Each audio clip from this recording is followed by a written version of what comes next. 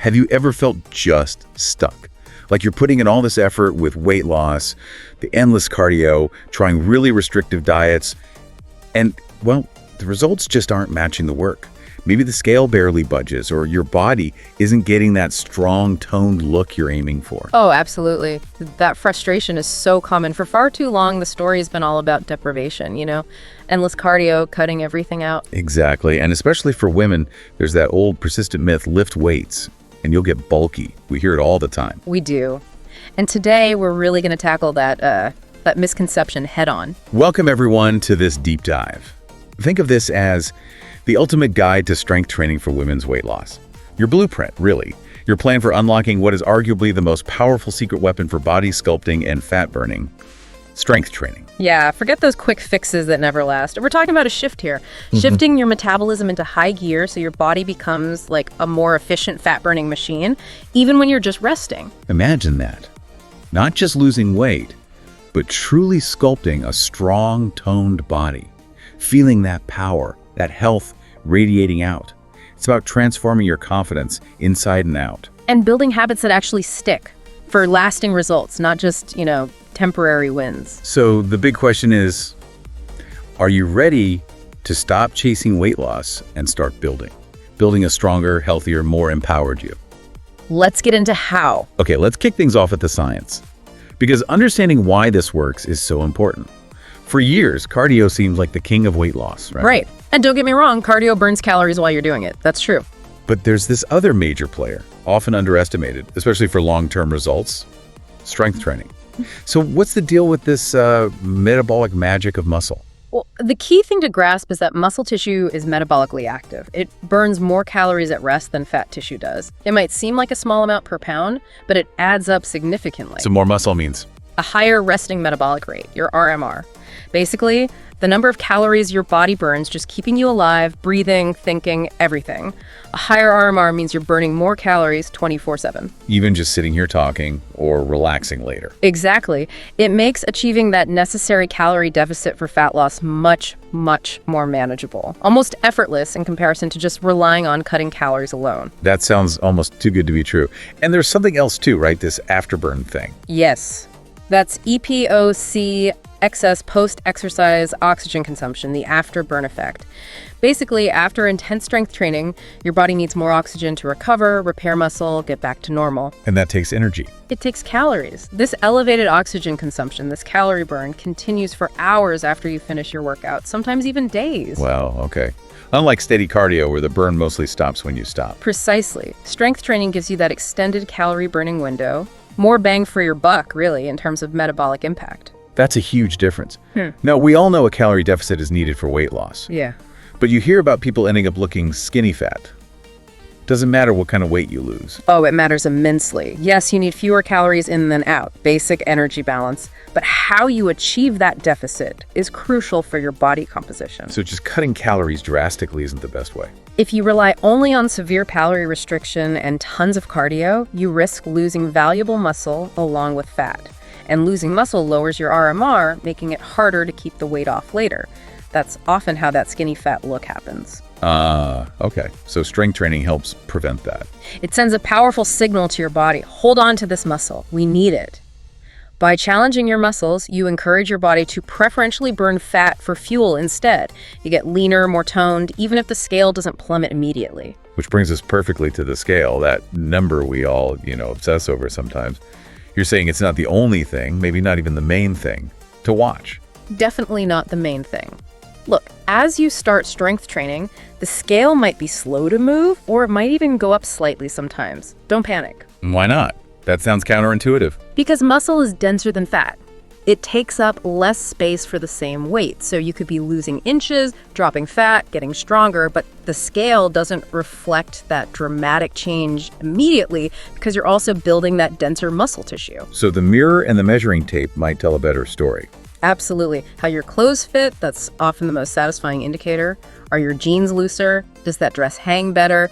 That's real progress. Okay, so besides clothes fitting better, what other metrics should we really focus on? Body measurements are great. Use a tape measure waist, hips, thighs, arms, maybe every 2 to 4 weeks. Track those changes. What else? Huge one. Progress in your workouts. Are you lifting a bit heavier?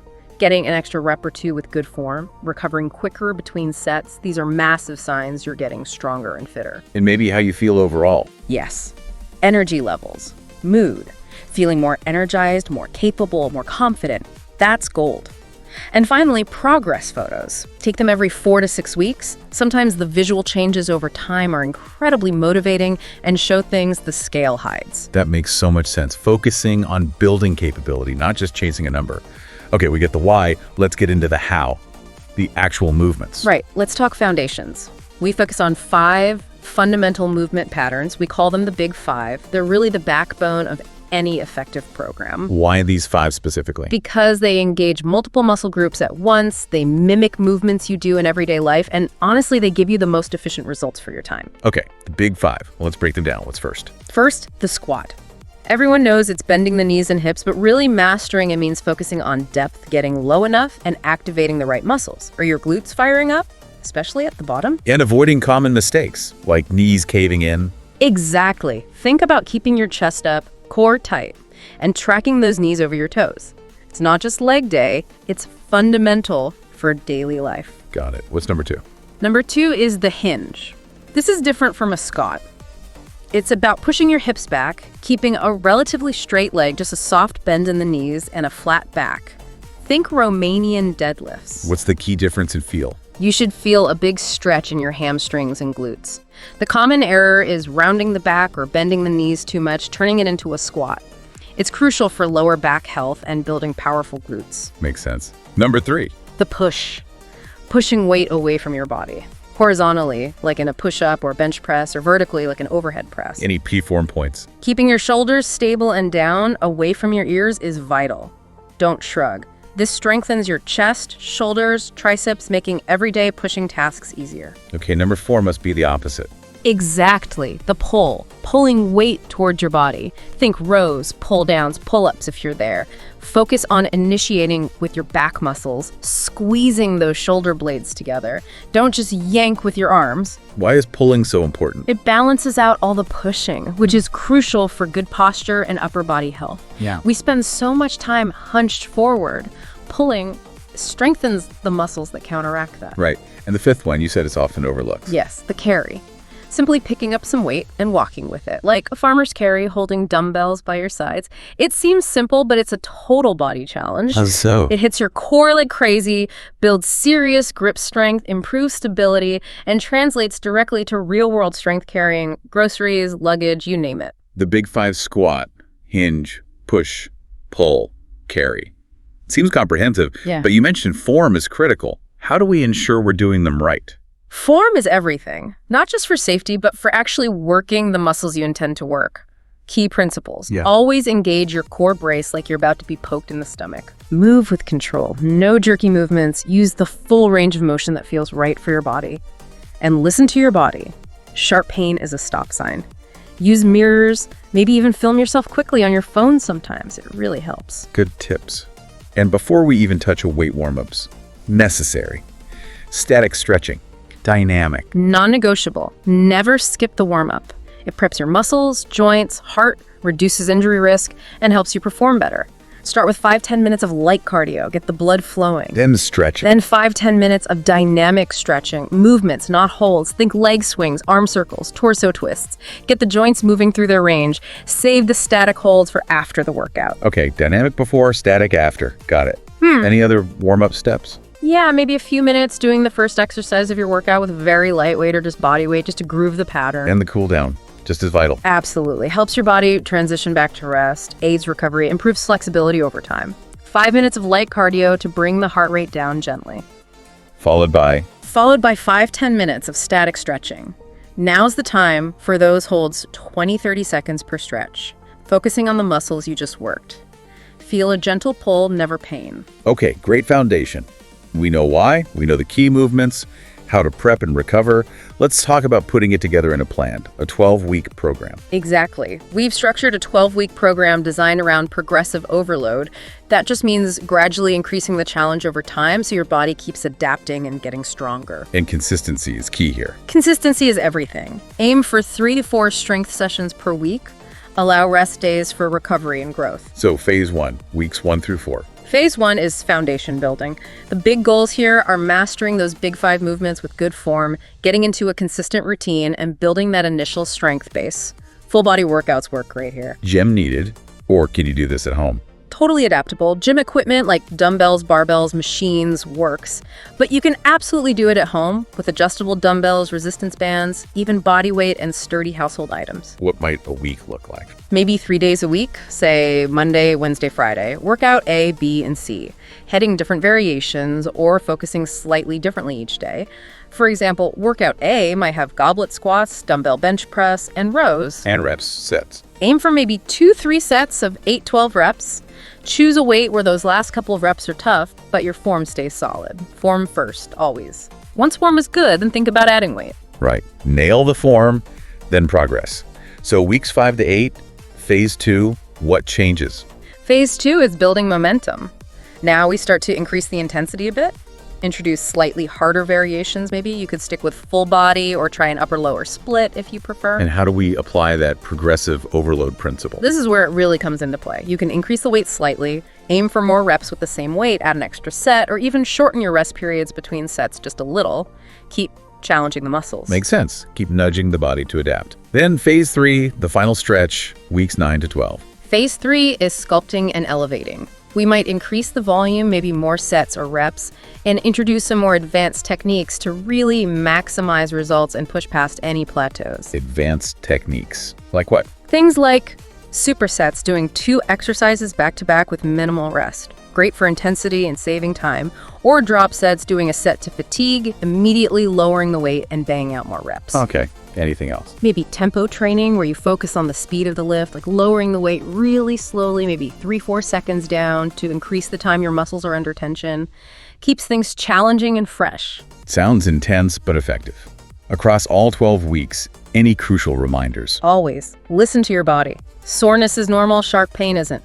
Warm up and cool down are non-negotiable. Track your workouts, weights, reps, sets. It's how you ensure progression. And mindset. Consistency beats perfection every single time. Miss a workout, life happens. Just get back to it. Stay hydrated. And remember, this works best hand in hand with smart nutrition. Absolutely.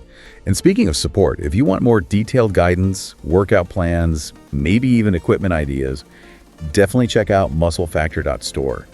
Lots of great resources there to help you succeed. Yeah, really useful stuff. Okay, so you're crushing it in your workouts, building that amazing muscle, but we know that's only half the battle, right? Nutrition.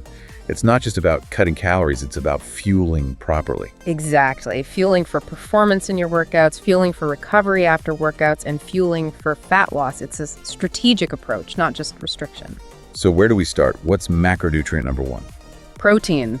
Non-negotiable, really. It provides the building blocks, amino acids for muscle repair and growth. Remember, more muscle equals higher metabolism. And it helps with appetite too, right? Hugely. Protein is very satiating, helps you feel fuller longer, manages cravings. Plus, your body actually burns more calories digesting protein compared to fats or carbs. That's the thermic effect. How much should we aim for? A good target is around 0.7 to 1 gram of protein per pound of your target body weight.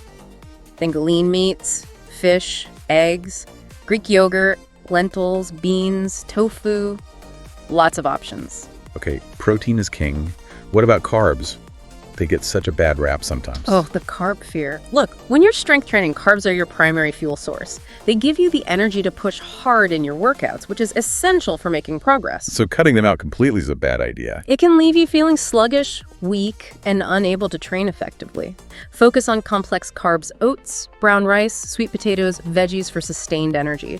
Simple carbs like fruit can be great around your workouts for quick fuel. Makes sense. And healthy fats. Important but calorie dense. How do they fit in? Healthy fats are crucial. Hormone production, absorbing certain vitamins A, D, E, K, overall health. They also play a big role in satiety, helping you feel satisfied. Don't avoid them. Good sources. Avocados, nuts, seeds, olive oil, fatty fish like salmon. Just be mindful of portions because they are calorie dense, but definitely include them. Got it.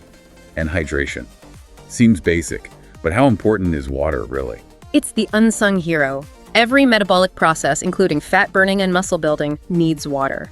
Even slight dehydration can tank your workout performance and focus. And it can sometimes mask itself as hunger. Very often. Sometimes you think you're hungry, but you're actually just thirsty. Aim for roughly half your body weight in ounces per day, maybe more on training days. Make it a priority. Okay, protein, smart carbs, healthy fats, water. How do we make meal planning simple and practical? Maybe a sample day. Keep it simple. Prioritize protein at each meal. Add lots of fiber from veggies and whole grains. Include those healthy fats. Watch portions, but don't starve yourself. Planning ahead helps massively. So what might that look like? Okay, maybe breakfast is Greek yogurt with berries and a sprinkle of nuts, or eggs with spinach and whole wheat toast. Lunch could be a big salad with grilled chicken or lentils, lots of veggies, olive oil dressing, an apple with almond butter, or a small handful of nuts. Dinner could be baked salmon, roasted sweet potatoes, and steamed broccoli or asparagus. Balanced, satisfying. Sounds doable and delicious. What's the mindset takeaway for nutrition? Perfection. Consistency, not perfection. That's the mantra. You're going to have off meals, maybe an off day. It happens. It doesn't undo your progress.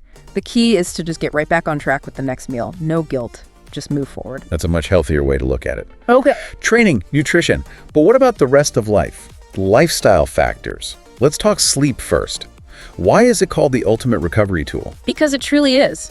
We often sacrifice sleep, but it's when the magic happens. Repair, rebuilding, hormonal balance, lack of sleep messes with everything. Gosh, how so? It jacks up ghrelin, the hunger hormone, making you hungrier. It lowers leptin, the satiety hormone, so you don't feel as full. It increases cortisol, the stress hormone, which encourages fat storage, especially belly fat. And muscle repair. Growth hormone, vital for muscle repair and fat burning, is released primarily during deep sleep. Skimp on sleep, and you shortchange your recovery and results. Okay, message received. Tips for better sleep. Aim for 7 to 9 hours consistently. Stick to a regular sleep schedule, even on weekends, as much as possible. Create a relaxing bedtime routine, reading, bath, no screens right before bed. Make your bedroom dark, quiet, and cool. Good advice. Now, stress, another big one. How does managing stress help with weight loss? Chronic stress is a major roadblock for many people. It keeps cortisol levels high, and like we just said, high cortisol drives cravings, especially for sugary, fatty foods, and tells your body to store fat, particularly around the middle. So finding ways to de-stress is key. Absolutely. Even simple things. Mindfulness or meditation apps, just a few minutes of deep breathing, getting outside for a walk in nature, journaling, hobbies you enjoy. Setting boundaries is huge too. Learning to say no sometimes. It all connects. Yeah. Okay, training, fuel, rest, stress management. What ties it all together for long-term success? Consistency and mindset. They are the ultimate game changers. You can have the perfect plan, but if you don't stick with it consistently, it won't work. How do we build that consistency? Start small. Make it easy to start. Lay out your gym clothes. Prep some healthy food ahead of time. Find your why, your deep motivation, and keep it visible. Accountability helps too. Tell a friend. Join a group. And track your progress. Seeing how far you've come is incredibly motivating. What about when things go wrong? Setbacks happen. Embrace imperfection. It's part of the process. You'll miss a workout. You'll eat something off plan.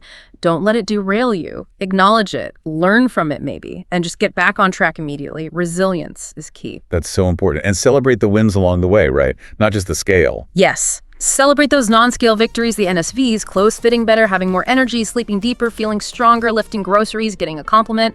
Those wins often mean more than the number on the scale and keep you motivated. Definitely.